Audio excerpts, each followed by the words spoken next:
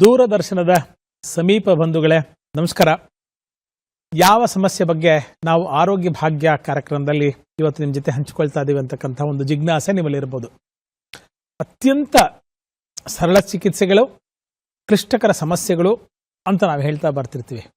ಯಾವುದು ಗೊತ್ತಾ ಇವತ್ತಿನ ಚರ್ಚಾ ವಿಷಯ? ಒಡೆದ ತುಟಿಗಳು, ಕ್ರ್ಯಾಕ್ಡ್ ಲಿಪ್ಸ್. ಸರ್, ಇದೊಂದು ಸಮಸ್ಯೆನಾ? ಪೆಟ್ರೋಲಿಯಂ ಜೆಲ್ಲಿ ಪೇಜ್ ತಿರುಗಿಸ್ತಾ ಇದ್ರೆ, ಮಾಧ್ಯಮದಲ್ಲಿ ಮೊಬೈಲ್ ಇಟ್ಕೊಂಡು ಹೀಗೆ ಸ್ಕ್ರಾಲ್ ಮಾಡ್ತಾ ಇದ್ರೆ, ರಿಮೋಟ್ ಇಟ್ಕೊಂಡು ಹೀಗೆ ಒತ್ತಾ ಇದ್ರೆ ಕ್ಷಣಕ್ಕೆ 40 ಅಡ್ವರ್ಟೈಸ್ಮೆಂಟ್ ಬರುತ್ತೆ. ನಮ್ಗೆ ಯಾವುದು ಕಮ್ಮಿ ಬೆಲೆ ಅನಿಸುತ್ತೋ ಅದನ್ನು ತಗೋತೀವಿ, ಹಚ್ಕೋತೀವಿ, ಅಷ್ಟೇ ಅಲ್ವಾ?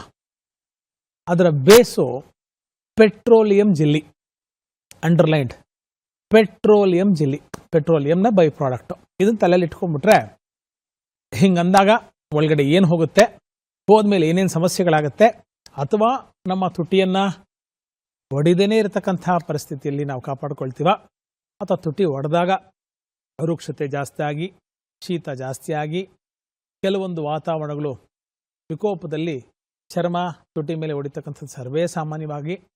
ನಮಗೆಲ್ಲ ಸಾಫ್ಟ್ ಆ್ಯಂಡ್ ಸಪ್ಪಲ್ ಲಿಪ್ಸ್ ಇರಬೇಕು, ತುಂಬ ಆಕರ್ಷಣೀಯವಾಗಿರಬೇಕು ಅಂತಕ್ಕಂಥ ಹುನ್ನಾರ ಅನೇಕರಲ್ಲಿ ಇರತಕ್ಕಂಥ ಒಂದು ನಿರೀಕ್ಷೆ ಅಪೇಕ್ಷೆಗಳಿದ್ದಾಗ ನಾನು ಹೊರಗಡೆ ಮಾತ್ರ ಹಚ್ಕೋತೀನಿ, ಯಾವ ಕಾರಣಕ್ಕೂ ನನ್ನ ನಾಲಿಗೆಯ ಸಂಪರ್ಕ ಅಲ್ಲಿ ಬರಲ್ಲ, ಹಾಗಾಗಿ ಅದು ಹಾಗೇ ಒಣಗೋಗಬೇಕು, ಹಾಗೇ ನನ್ನ ಕ್ರ್ಯಾಕ್ ಲಿಪ್ ಸರಿ ಹೋಗಬೇಕು ಅಂತಕ್ಕಂಥ ಒಂದು ದೃಢ ಸಂಕಲ್ಪ ಎಷ್ಟು ಜನಕ್ಕಿರುತ್ತೆ ನನಗಂತೂ ಗೊತ್ತಿಲ್ಲ.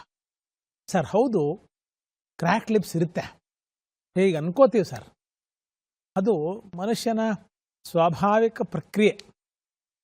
ನಾಲಿಗೆಯನ್ನು, ತುಟಿಯನ್ನು ಮೇಲಿಂದ ಮೇಲೆ ಹಿಂಗೆ ಸಂಪರ್ಕ ಮಾಡ್ತಕ್ಕಂಥದ್ದು ಒಂದು ಸಹಜ ಪ್ರಕ್ರಿಯೆ.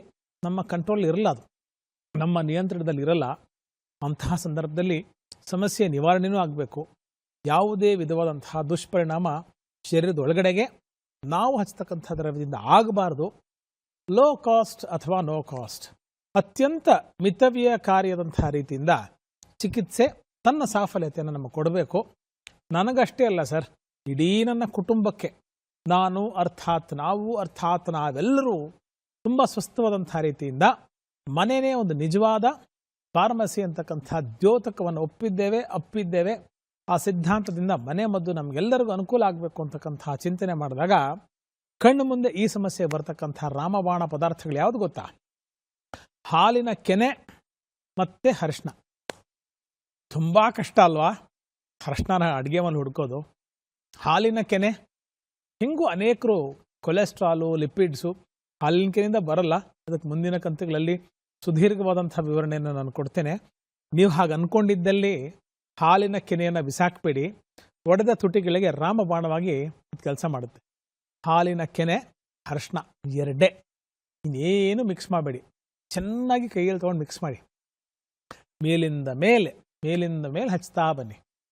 ಸರ್, ಈಗ ನಾವು ಡಾಕ್ಟ್ರುಗಳು, ಮಾಧ್ಯಮದವರು, ಪೊಲೀಸ್ ಸ್ನೇಹಿತರು, ಡ್ರೈವಿಂಗ್ ಸ್ನೇಹಿತರು, ಸಾಫ್ಟ್ವೇರ್ ಸ್ನೇಹಿತರು, ಬೆಳಗಾಗಿ ರಾತ್ರಿ ಮಲಗೊಂಡು ರಾತ್ರಿಯೆಲ್ಲ ಬೆಳಗಾಗೋವರೆಗೂ ಕೆಲಸ ಮಾಡ್ತಕ್ಕಂಥ ವೃತ್ತಿಯಲ್ಲಿರ್ತಕ್ಕಂಥ ಅನೇಕ ವಿಧವಂಥ ಕಾರ್ಯವೈಖರಿರ್ತಕ್ಕಂಥವರು, ಬೀದಿಯಲ್ಲೇ ಹೊರಗಡೆನೆ ನಿಸರ್ಗದ ಮಧ್ಯದಲ್ಲೇ ಕೆಲಸ ಮಾಡಬೇಕು, ಮನೆಯೊಳಗೆ ಆ ಕಚೇರಿ ಒಳಗೆ ಕೆಲಸ ಮಾಡ್ತಕ್ಕಂಥ ವ್ಯವಸ್ಥೆ ನಮಗಿಲ್ಲ.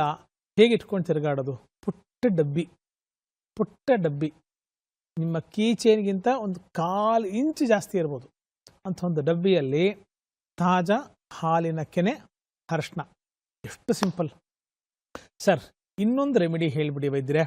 ಮನೆಯಲ್ಲಿ ನನ್ನ ಸಹೋದರಂಗೋ ನನ್ನ ಮಡದಿಗೋ ಇದು ಅಪತ್ಯ, ಹಾಲಿನ ಕೆನೆ ಮುಟ್ಟಬಾರ್ದು, ನಮಗೆ ವಾಸನೆ ಆಗೋಲ್ಲ. ಅರಿಶಿನ ಹೇಗೆ ಸರ್ ಅದು ತುಟಿಗೆಲ್ಲ ಹಚ್ಕೊಳ್ಳೋದು? ಹಳದಿ ಬಣ್ಣ ಬಂದ್ಬಿಟ್ರೆ ನಮಗಷ್ಟು ಸಮಂಜಸ ಅಂತ ಅನಿಸೋಲ್ಲ. ಯಾವುದು ಕಲರ್ ಇರಬಾರ್ದು, ಆದರೂ ಕೂಡ ಅಷ್ಟೇ ಎಫೆಕ್ಟ್ ಇರಬೇಕು ಅಂತ ಹೇಳಿದಾಗ ಬೆಣ್ಣೆಯ ರುಚಿ ಯಾರಿಗೆ ಬೇಡ ಹೇಳಿ? ದೂರದಲ್ಲಿಟ್ಟೇ ಲಾಲಾಸ್ರಾವ ಆಗುತ್ತೆ ಅಲ್ವಾ?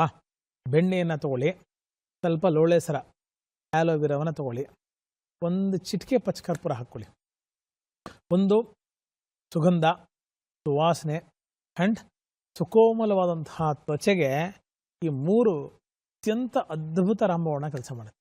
3 ತಗೊಳ್ಳೋದು, ಫೈನ್ ಬ್ಲೆಂಡ್ ಮಾಡೋದು, ಮೇಲಿಂದ ಮೇಲೆ ಹಚ್ಚತಕ್ಕಂಥ ಒಂದು ಸರಳ ಪ್ರಯತ್ನವನ್ನು ಮಾಡೋದು.